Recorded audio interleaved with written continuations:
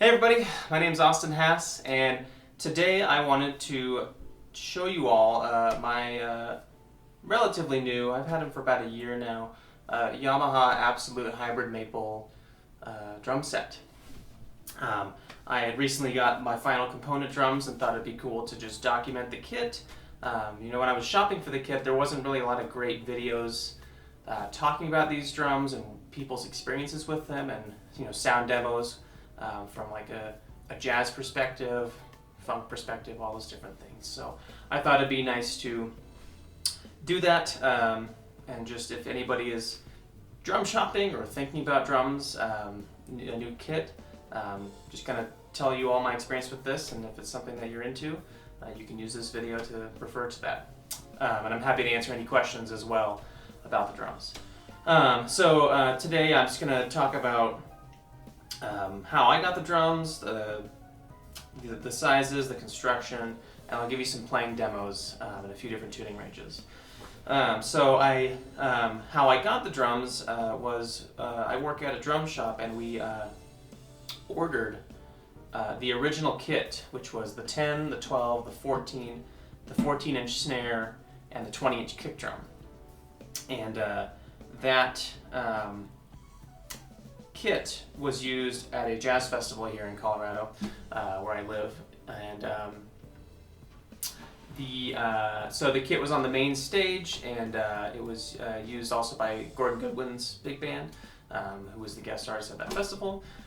So the kit was only used for about a day, and then it came back to the shop, and there was not a scratch on it, totally fine, and I was just able to get a really good deal on the original kit. So I couldn't pass it up and went for it, and I'm glad I did. So then shortly after that, I ordered this 16 add-on and the 18-inch bass drum add-on. And so with that, now I have every size that I would ever need for my needs, and I can configure it however I want, which is great. It gives me a lot of flexibility, and I don't have to have a full kit with a 20-inch bass drum, a full kit with an 18. I do still have some of my old drum sets that I gig with when I don't want to take these out, but this gives me that flexibility. So I have a little cheat sheet here I'm going to use to help me kind of explain the drums to you all. And today I've just got, for heads, clear ambassadors on the bottoms of everything, and then coated ambassadors on the snare, rack toms, and the 14. The 16 has an Evans G1 because I was originally going to swap all the heads out for G1s, but these heads were barely used, so I'm just going to kind of keep using them until they die. And then the bass drum, the 18-inch has the stock Yamaha. It's just a coated ambassador with a felt strip. And then I have an Evans EQ4 calf tone on the 20-inch kick drum. And then the stock Remo Yamaha white bass drum heads on the front. Let me talk through the specs here, and I'm going to be reading on my phone a bit, so just forgive me. I can't remember all the things, but I want to make sure I tell you all the right information. So the shell construction, all the drums are 7 plies. You got 3 plies of maple on the outside, a single ply of wenge in the middle, which is an African wood, and then 3 plies of maple. So 7 plies total with that wenge sandwiched in the middle. And so the thought behind that shell construction is you get the warmth and the tonal characteristics of maple, and then that wenge helps because it's so hard and dense. It allows the shells to vibrate more, so you get better resonance, more projection. I find very easy tuning as well with these shells. There's nothing fighting anything. So yeah, all the drums are that same across the board. There's no 6 ply, 8 ply, depending on the size. It's all just 7 ply, which is great. Couple other things. So they have the hook lug, which this stems from.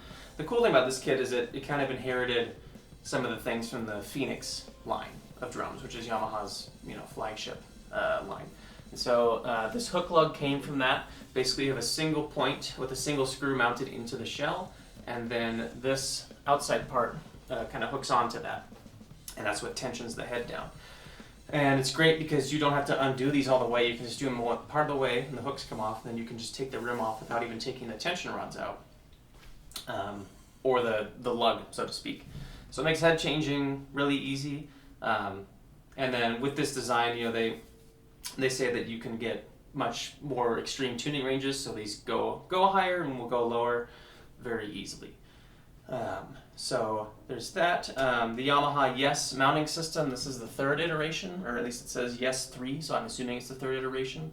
So you got 2 points of contact here, screwed into the shell, and then one below, kind of on the node of the shell where it doesn't resonate as much, and it's just perfect. I mean, I've played lots of kits with rims mounts and all those kinds of isolation mounts, and none of them even come close to the amount of sustain that I get out of these rack toms. So don't let the direct to shell mount steer you away. It's fine, and they sound great, easy to mount. The Yamaha's got their great hex rod system. You just put it on and then ball and socket, position them anywhere you want. Super easy. And then with the tom post, I call it the tri post. I really can't remember what it's called, but you get that third hole to put like a splash cymbal stand, which I'll do that, and we'll be able to mount a splash right here super easily. And it's just a great space saver. And one of the stipulations for me was I really wanted tom mounted bass drums. I don't like toms that aren't mounted on the bass drum. It's just annoying when you have to move, like bring 2 snare baskets, for example, to do like this. I did that for years because I thought it looked cool, but it was really annoying. And it's also difficult to get the positioning to where it's comfortable and natural, at least for me. And I don't find any loss. I used to think there'd be a loss of tone in the bass drum or something if you mounted the toms on there, but it has not happened to my ears. These drums sound better than most tom post bass drums to me, so I don't believe that anymore. I think that's totally cool, and I love the convenience of just they're right there, easy to access right away. So that's a lot on the tom mount, but it's kind of a game changer just how simple it is. And speaking of that, they also they have a sort of a newer design that's been around for a bit, but their lower mass tom mount, it's a little bit different than like say what's on the Stage Custom, where it's kind of that square plate. This is a little bit even less contact on the shell. It just looks sleek, it's clean. Really not much else to say about it other than it's solid.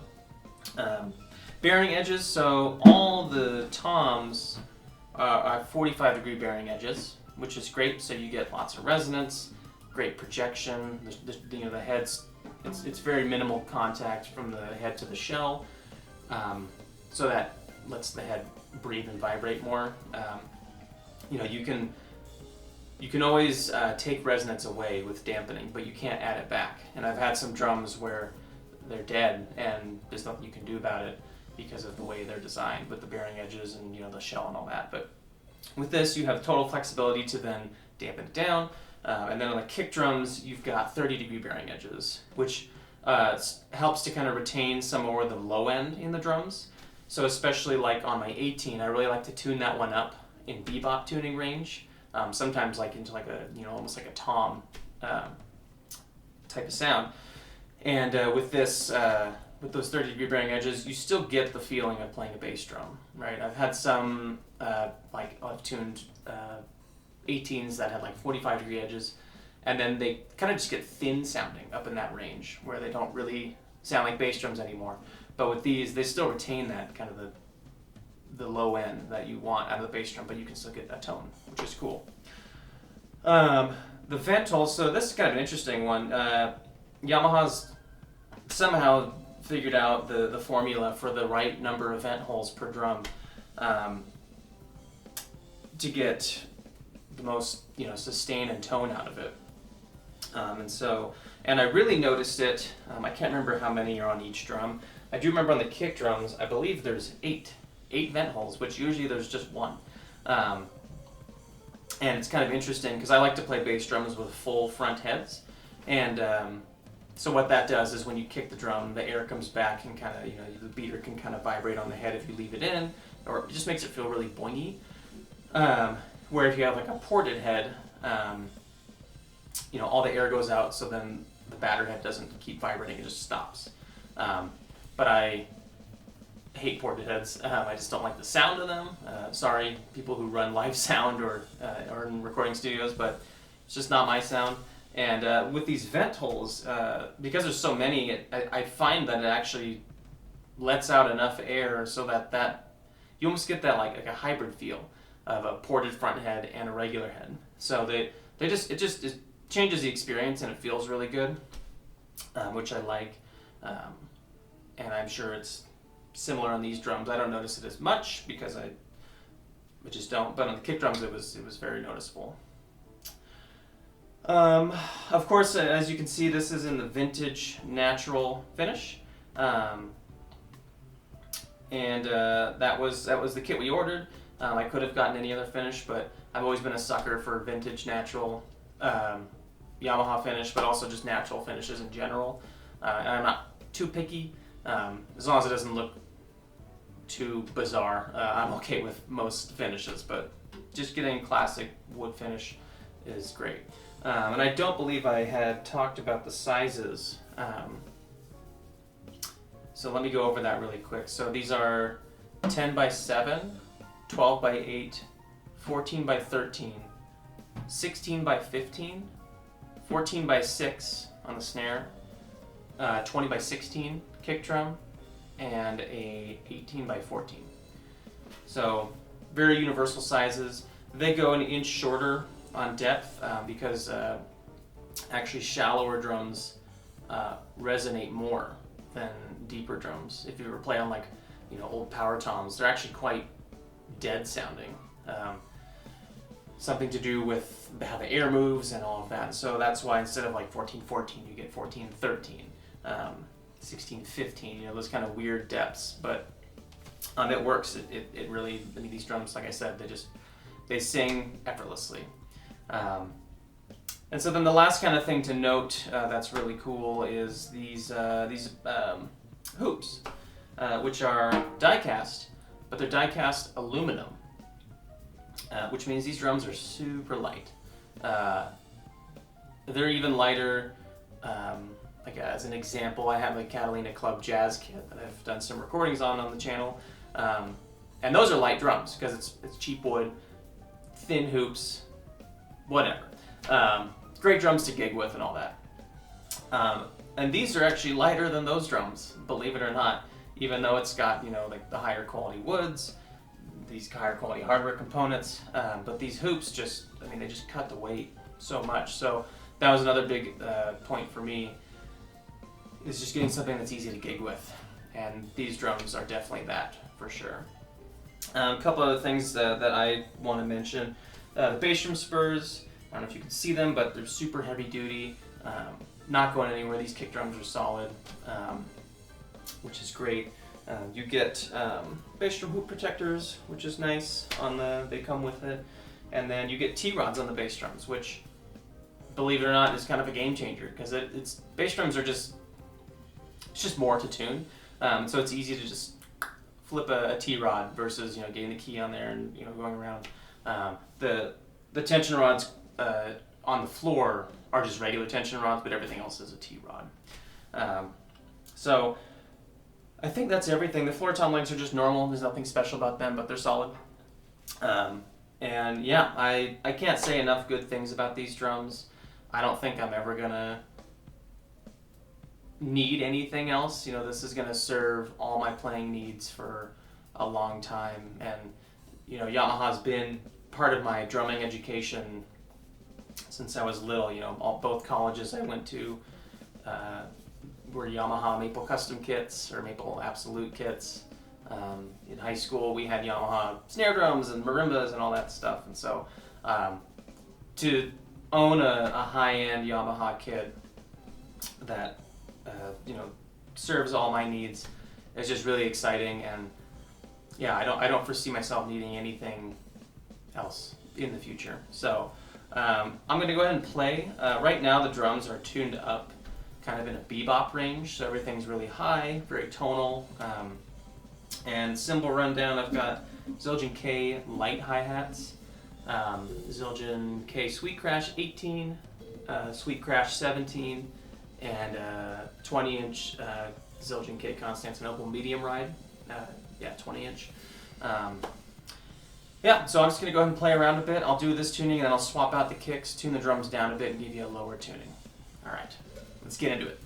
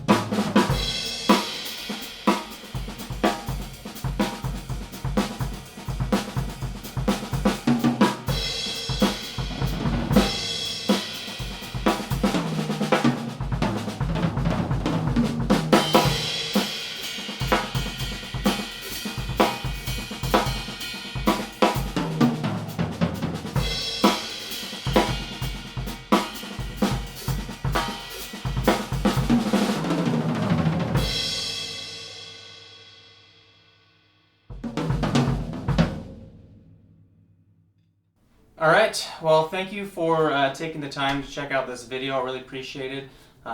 Please subscribe, like, leave comments. I always try to reply to everybody. So if you have questions about this, the drums, the cymbals, just drumming questions in general, please write a comment. I will reply. Yeah, I hope you enjoyed. Thank you.